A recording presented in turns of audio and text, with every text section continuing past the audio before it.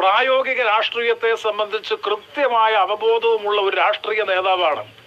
പ്രത്യേകിച്ച് Marxist Leninist ആശയങ്ങളെയും ഇടതുപക്ഷ രാഷ്ട്രീയത്തെയും ഒക്കെ ഭംഗിയായി വിശകലനം ചെയ്ത് വിലയിരുത്താൻ പ്രാപ്തിയും ശേഷിയുമുള്ള ജി സുധാകരനെ പോലെയുള്ള ഒരു രാഷ്ട്രീയ നേതാവിനെ ക്ഷണിക്കുകയല്ല, ഏത് തീരുമാനമെടുക്കുന്നെങ്കിലും അദ്ദേഹത്തിന്റെ രാഷ്ട്രീയ ഇച്ഛാശക്തിക്ക് എനിക്ക് നല്ലതുപോലെ അദ്ദേഹത്തെ അറിയാം.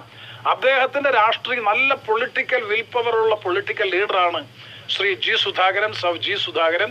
എടുക്കുന്ന ആർക്കും അദ്ദേഹത്തെ സ്വാധീനിക്കാനോ അല്ലെങ്കിൽ അദ്ദേഹത്തെ ഏതെങ്കിലും തരത്തിൽ വശംവദമാക്കി മാറ്റി തീർക്കാനോ കഴിയില്ല എന്നുള്ളത് കൊണ്ട് തന്നെ അദ്ദേഹം എടുക്കുന്ന ഏതൊരു തീരുമാനവും അദ്ദേഹത്തിൻ്റെതായിരിക്കും. അങ്ങനെ ഒരു മാറ്റം അദ്ദേഹത്തിന്റെ മനസ്സിൽ ഉണ്ടെങ്കിൽ, രാഷ്ട്രീയമായ ഒരു മാറ്റമുണ്ടെങ്കിൽ, ഇന്നത്തെ രാഷ്ട്രീയ പശ്ചാത്തലത്തിൽ കുറെയെങ്കിലും ഇടതുപക്ഷ ജനാധിപത്യ ബോധത്തോടുകൂടി പ്രവർത്തിക്കുന്ന ഒരു മുന്നണിയാണ്, പാവപ്പെട്ടവരോടൊപ്പം നിൽക്കുന്ന ഒരു രാഷ്ട്രീയ സംവിധാനമാണ് ഇന്ന് രാഹുൽ ഗാന്ധിയുടെ നേതൃത്വത്തിലുള്ള കോൺഗ്രസ്.